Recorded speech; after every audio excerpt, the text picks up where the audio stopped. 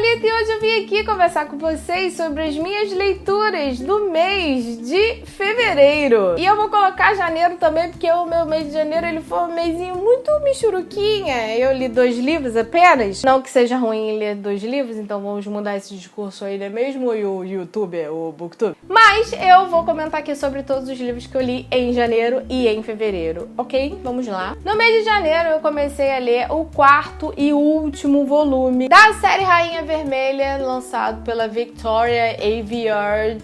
Que eu confesso que quando eu li o primeiro livro eu achei que eu não ia, pra frente com essa leitura, porque foi uma leitura que eu acabei não me identificando tanto de início, porque era uma colagem de várias outras leituras, de vários outros livros que eu já tinha lido, que eu já tinha gostado. Então eu comecei já com um preconceito bastante grande com a franquia, com toda essa quadrilogia. Eu não sei como é que fala quando é 4 livros. Eu li o livro físico, mas como ele não está mais aqui entre nós nesta casa, eu vou deixar ele aqui para vocês poderem ver a capa dele. Esse 4º livro ele vem para fechar, toda a história e todas as pontas soltas que porventura ela deixou para que a gente pudesse, fazer todos os plot twists possíveis num livro só. E eu achei a leitura em si bastante interessante. A primeira metade do livro, ela foi uma leitura bastante arrastada para mim. Eu não estava conseguindo evoluir tão bem assim. Porém, quando ela chega na metade e vai adiante, aí a coisa começa a ficar diferente, começa a ficar mais, animado. E então, assim, consegui ler o livro inteiro de uma forma mais fluida depois da primeira metade. Essa primeira metade a gente vai vivenciar algumas coisas que estão acontecendo com a Mare, depois de todas as coisas que ela já tinha passado. É óbvio que ela vai passar por mais coisas, vai se ferrar muito mais, enfim. Então a gente vai ter aqueles personagens que a gente gosta vivenciando várias coisas e principalmente escolhas. Esse livro vai falar sobre escolhas, ideologias, são escolhas difíceis que os personagens passam e eu entendi mais ou menos a ideia da Victoria Aveyard com relação à nossa heroína aqui. Não achei que as escolhas dela tenham sido ruins, embora muita gente tenha detestado demais o livro. Eu achei o livro bastante ok. Dei uma nota 4 para ele porque eu realmente achei bastante interessante a maioria das coisas que aconteceram. Não concordo com algumas coisas, mas nenhum livro é perfeito. Quer dizer, tem alguns livros que são perfeitos, mas são perfeitos para mim e não para todo mundo, não é mesmo?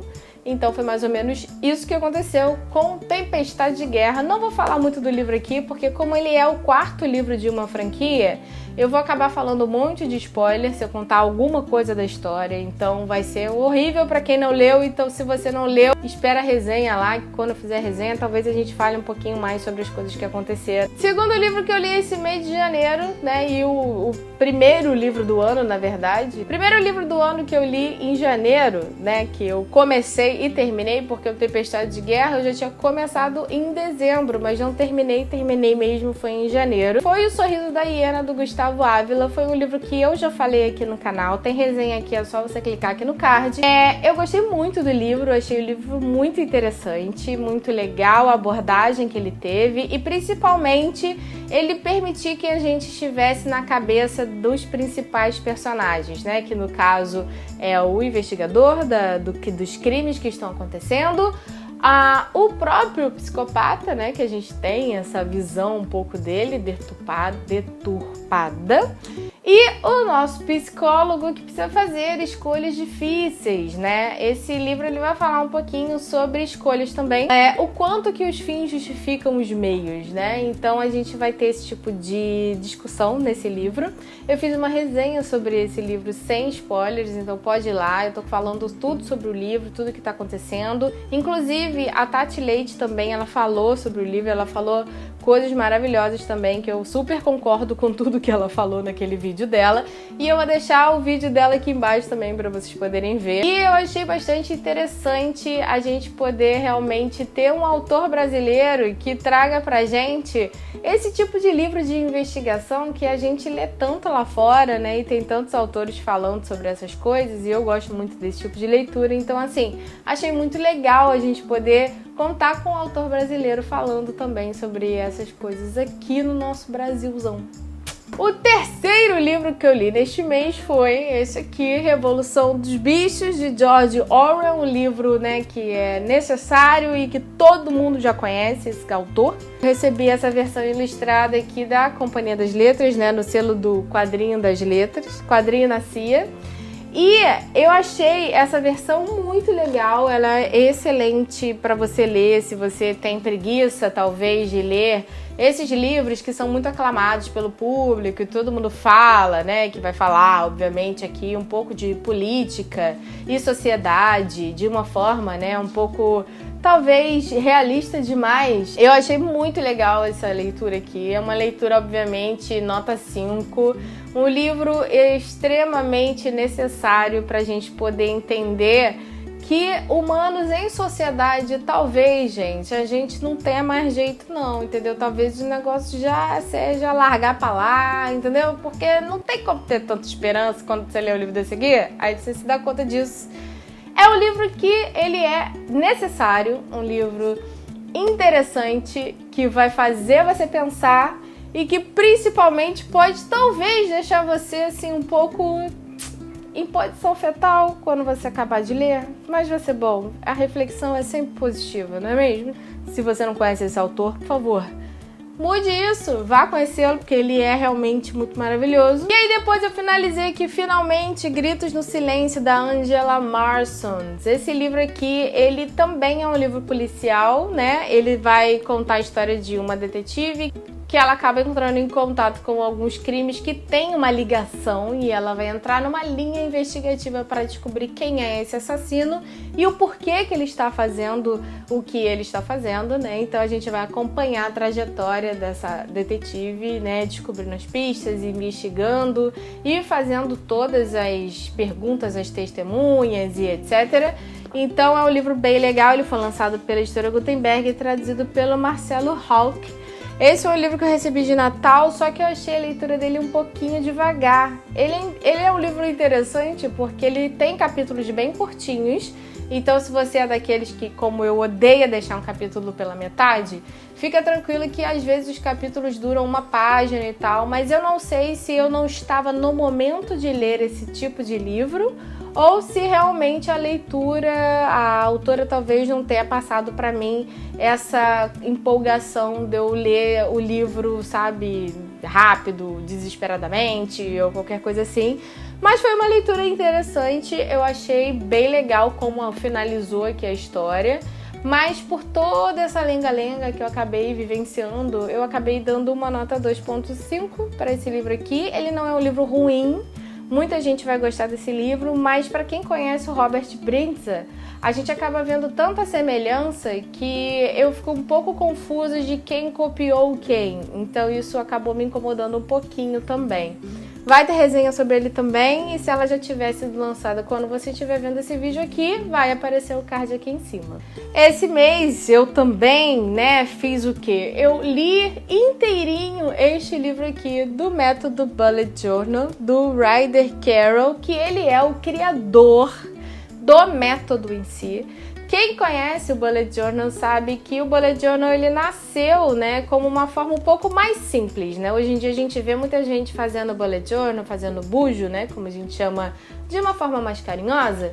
E a gente vai ver aquelas artes maravilhosas, vários desenhos, várias coisas, só que o método em si, ele é um método bastante simplificado, ele é um método que qualquer pessoa pode fazer com qualquer caderno e qualquer caneta, então você não precisa ser um ilustrador ou não precisa ter uma veia artística muito aflorada para você fazer o bullet journal. Ele é simplesmente um método de organização e a gente vê tudo isso aqui nesse livro e o que dá pra gente, na verdade, um quentinho no coração de a gente tentar se cobrar menos para fazer coisas tão mirabolantes e tão maravilhosas e usar o método realmente pelo que ele é feito, que é para trazer a gente, né, para nossa saúde mental novamente, ficar saudável, organizado, tentar colocar os nossos pensamentos em ordem. Então esse livro aqui, na verdade, ele foi maravilhoso.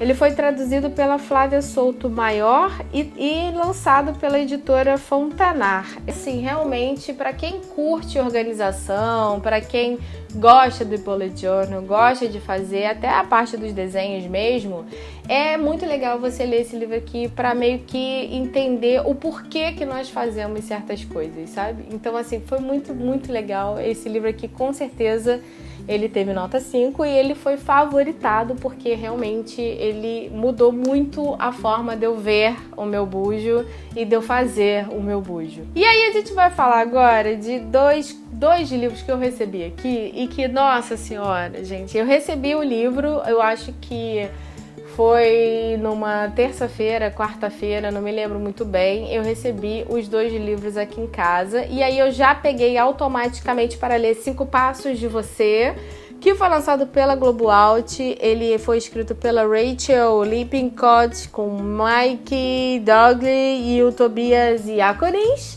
e traduzido por Amanda Moura. Esse livro aqui ele vai virar filme, então como ele ia virar filme, dia 21 de março, que vai lançar nos cinemas, e a gente também recebeu aqui 2 convites pra gente poder ver o filme, eu pensei, cara, o que eu vou fazer?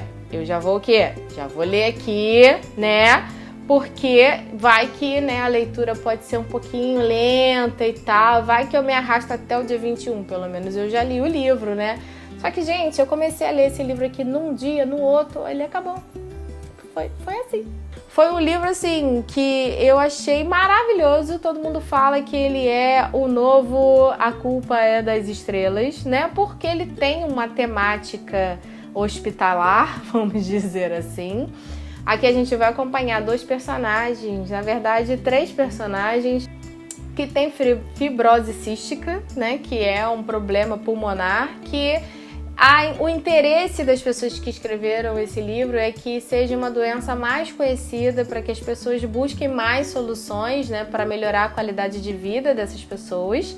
E é uma condição que, pelo que eu entendi, as pessoas nascem com ela. Então, assim, elas têm uma qualidade de vida baixíssima, muitas delas não conseguem sobreviver tanto tempo, precisam de transplante de pulmão e mesmo com o transplante, né, elas têm um problema que nem sempre o transplante ele é bem sucedido, então elas ganham alguns anos de vida, mas nem sempre são tantos. Então, assim, é uma doença bastante difícil, né? E principalmente porque a gente vai aqui acompanhar adolescentes que têm essa doença, que já que você nasce com ela, né?